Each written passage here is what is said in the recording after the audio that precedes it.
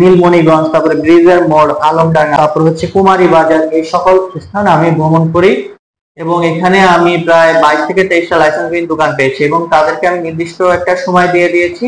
এর ভিতরে যদি তারা লাইসেন্স না করে থাকে তাহলে আমি আইনানুগ যে ব্যবস্থা নেওয়ার সেই ব্যবস্থা নিব। এবং স্যার, চুয়াডাঙ্গা জেলায় যে অনেক ওষুধ ব্যবসায়ী আছে, যে দেখা যাচ্ছে অনেকের লাইসেন্স বিহীন অনেকে ওষুধ ব্যবসা করে যাচ্ছে, এই বিষয়ে আপনাদের কাছে একটু জানতে চাচ্ছিলাম।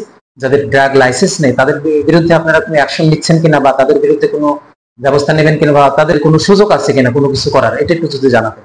জি, ধন্যবাদ আপনাকে যে আমাকে কিছু বলার সুযোগ দেওয়ার জন্য।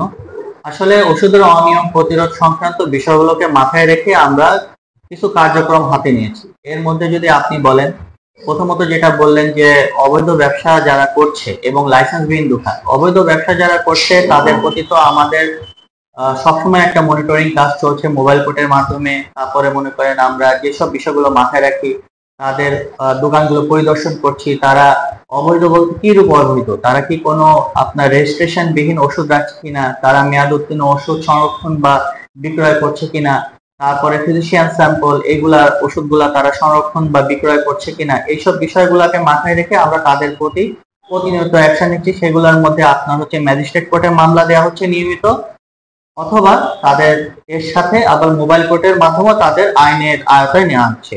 এবং মনে করেন যে লাইসেন্সবিহীন দোকানের ক্ষেত্রে আপনি জানেন যে আমি এই 2025 সালের 22শে জানুয়ারি আমি ওষুধ প্রশাসন চুয়াডাঙ্গা এবং মেহেরপুর জেলার অতিরিক্ত দায়িত্ব গ্রহণ করি এবং এর মধ্যে আমি অলরেডি লাইসেন্সবিহীন দোকানের বিরুদ্ধে 9টি মামলা দায়ের করেছি এবং এই ধরনের কার্যক্রম আমার চলমান রয়েছে। যদিও আপনাকে যদি 24/5/2025-এর ঘটনাটা বলি, আমি চুয়াডাঙ্গা সদর থেকে শুরু করে নীলমণিগঞ্জ, তারপরে ব্রিজের মোড়, আলমডাঙ্গা, তারপরে আলমডাঙ্গা লাল ব্রিজ, তারপরে হচ্ছে কামালপুর বটতলা মোড়, তারপর হচ্ছে কুমারী বাজার, এই সকল স্থান আমি ভ্রমণ করি এবং এখানে আমি প্রায় 22 থেকে 23টা লাইসেন্সবিহীন দোকান পেয়েছি এবং তাদেরকে আমি নির্দিষ্ট একটা সময় দিয়ে দিয়েছি।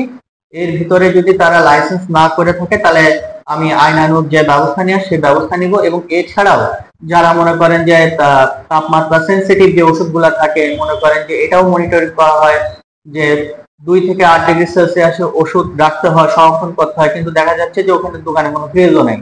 এই বিষয়গুলো আমরা নজরে রাখছি এবং এই জিনিসগুলো যদি আমাদের সামনে পড়ে সেক্ষেত্রে আমরা তাদের বিরুদ্ধে আইনানুগ ব্যবস্থা নিচ্ছি এবং জনসচেতনমূলক সভা বা আলোচনা সভার মাধ্যমে প্রতিনিয়ত আমরা 3 থেকে 4টা এরকম আলোচনা সভা করে সবাইকে এই ইনফরমেশন গুলো দিচ্ছি যে তারা একটা দোকান পরিচালনা করতে গেলে তাদের কি কি বিষয়গুলো, ক্রাইটেরিয়া, গাইডলাইন গুলো মাথায় রাখতে হয়।